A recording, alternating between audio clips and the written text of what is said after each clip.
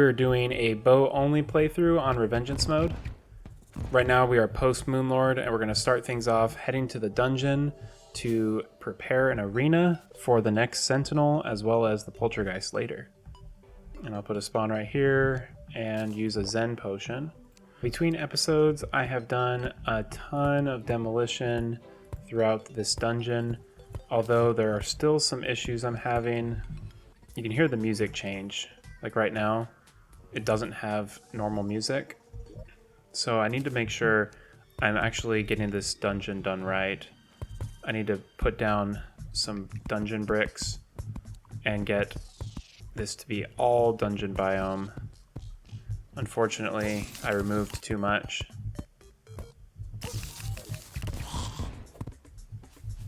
I also purchased unsafe dungeon walls. I purchased those from the Clother NPC.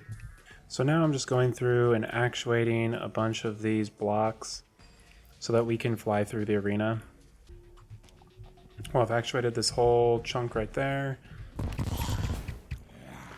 Okay, well, we've done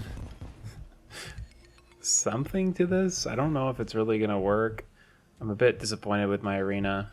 We definitely have lots of music changes as I fly through it. Let's go ahead and start this boss fight and hope that this arena is sufficient and we don't do any enrage mechanics, because I think a lot of it is going to be considered the right biome.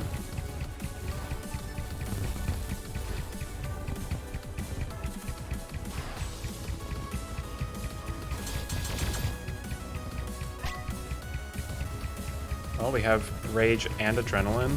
That's pretty sweet. Wow, we're doing crazy damage with both of those going off at the same time.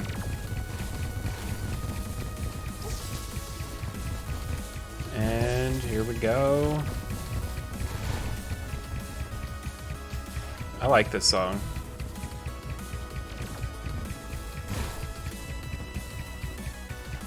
I don't know, this kind of sounds like the Devourer of God song.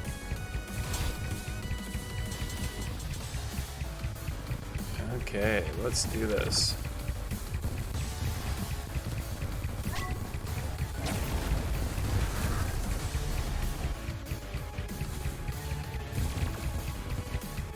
It seems like the arena's good.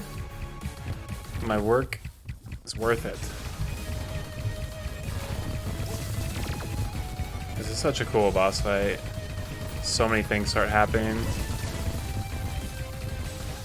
All these lasers and circling orbs and all sorts of stuff.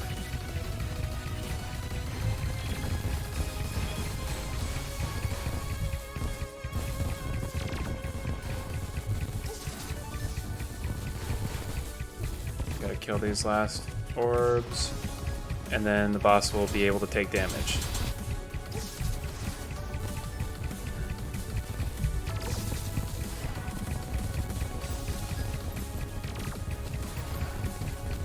Oh my goodness.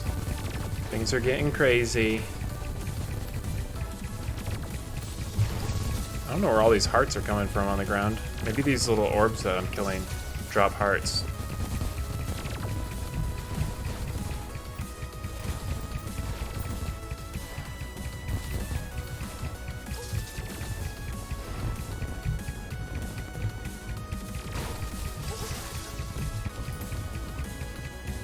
Okay, things are getting a little bit hectic in here.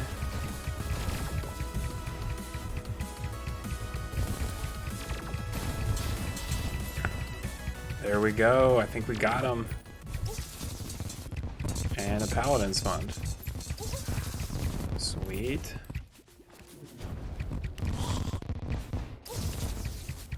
There we go. The Dark Plasma. That's what we're looking for. Well, this was the messiest arena. Like, the map looks so funny with all this actuated stuff, but it seemed to work, so I think we're good. So the next boss fight is going to be in the space biome, and so we need to build a skyway. We could maybe take advantage of this one that we've got going right here. Maybe build something across this whole top length. And then I need to put on all sorts of buffs for the gravity. So like, I think I've got some lore pieces that will help with that. Like this one right here, place in your inventory to gain increased jump speed in space. That's good. Place in your inventory to gain increased movement speed in space. So I'll put both of those on. And then I think there's a potion that one of these people sells that helps reduce the issues when you're flying in space. Potion we need is the gravity normalizer potion. So let's go grab our charm and buy a few of those. We'll just buy 30 and then put it in our piggy bank so it'll constantly apply. There we go. So we should have some pretty good buffs for when we're in space. So for this boss, I think I'm going to switch back to our Seraph Tracers. That way we can run, but we'll see. We may want to go back to our Tarragon Wings for the extra defense, because that's what I've been using. And I've never tried using those, and they're really working out well. Like, I'm so tanky against bosses now.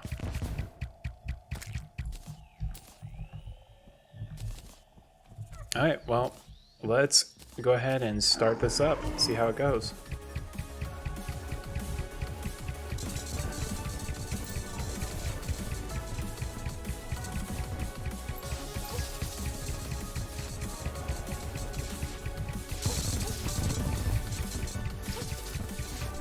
Okay, I am not sure what's going on with this fight, but it seems like we're doing some pretty good damage.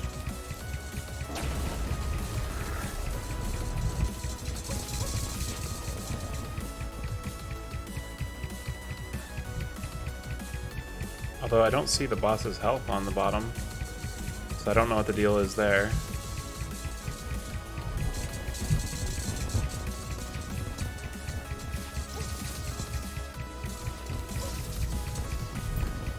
Uh-oh. I guess that wasn't the boss. That's not a good sign.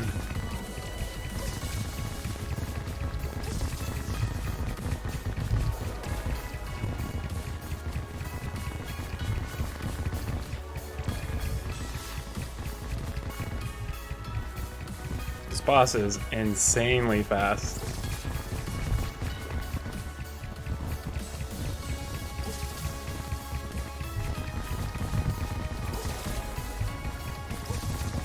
Uh-oh.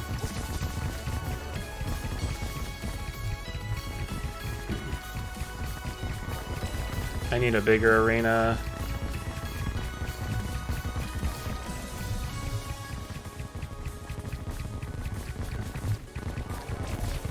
Oh my goodness, so close, so close. And we got him.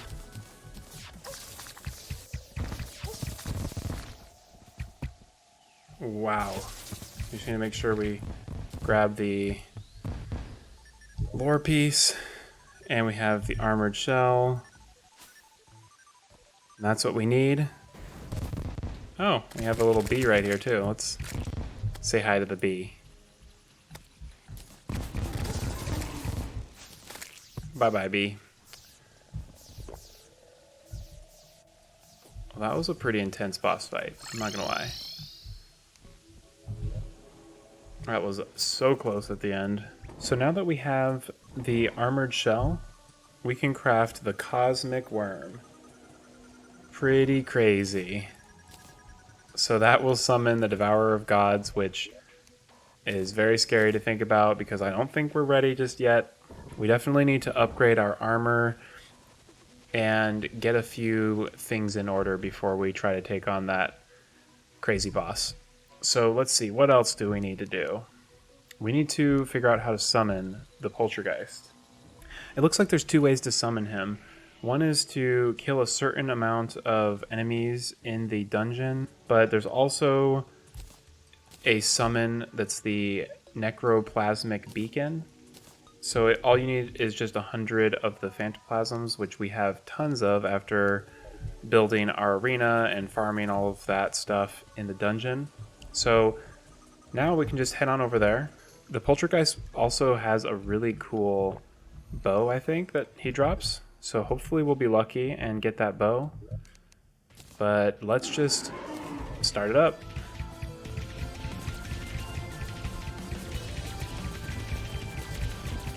Okay, so we got a very Plantera-like boss here, which I'm excited about.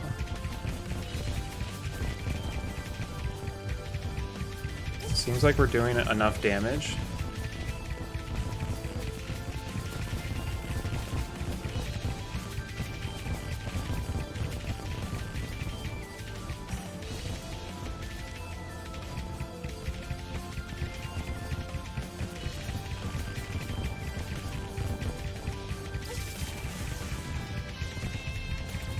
Okay, so I'm not really quite sure how this is all going, but it seems like it's just an upgraded Plantera that's a lot faster with a lot more projectiles. There might be some other mechanics that I'm not aware of, but for now it kind of just seems like an intense Plantera fight.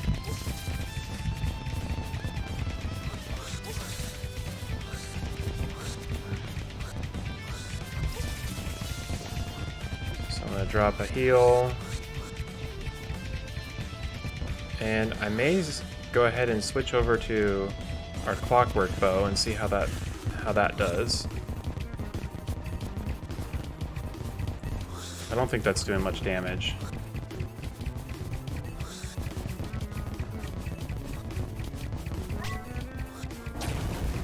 We got some adrenaline going.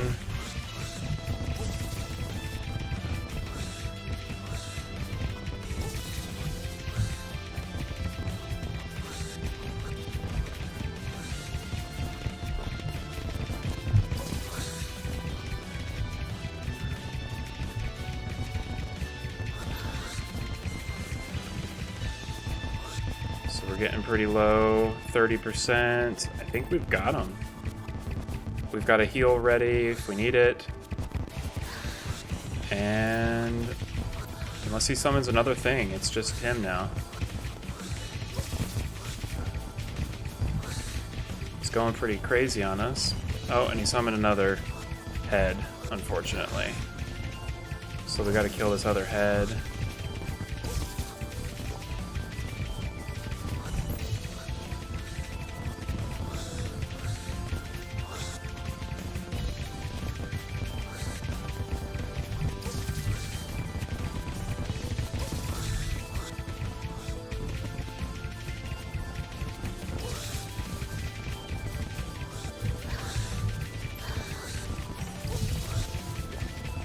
Pop a heal real quick. And we should be good. There we go. Kill all these pink ghosts real fast.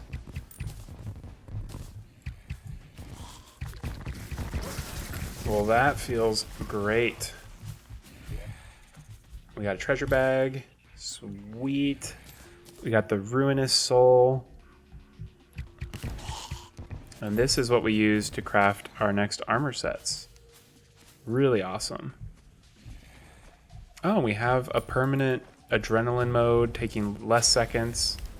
So we have Affliction, which is an accessory that gives you and all players on your team 1 life regen, 10% max life, 7% damage reduction, 20 defense, and 12 increased damage. Wow, that's really good. Let's check on that. See, that doesn't craft into anything. Wow, that's really good. We can probably replace our ambrosial accessory over there and use Affliction instead. I love it. And then we got a rogue thing, we got a mage, and yeah.